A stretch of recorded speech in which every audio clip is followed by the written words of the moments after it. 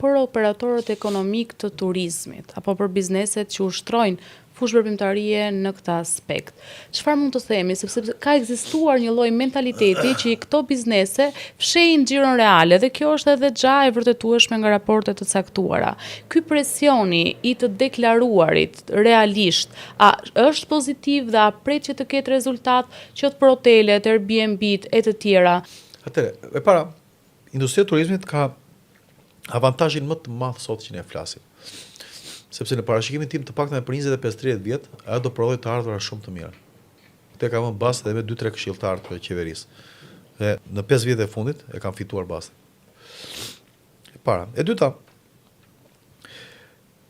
qeveria në momentin që bën këtë presion e deklarimeve të industrisë, unë jam i këtij parimi. Nuk ka të bëjë me ligjin, ka të bëjë me parimin. Pra, 100 lekë janë më mirë në xhepin tim si biznes që e di si i kam nxjerr, apo më mirë në xhepin e qeverisë. Dhe unë u them të gjithëve që t'i shmangin sa më shumë të munden taksat. Sepse janë ato 100 lekë më mirë në xhepin tim. Sepse do di si t'i reinvestoj dhe do di si t'i përdor.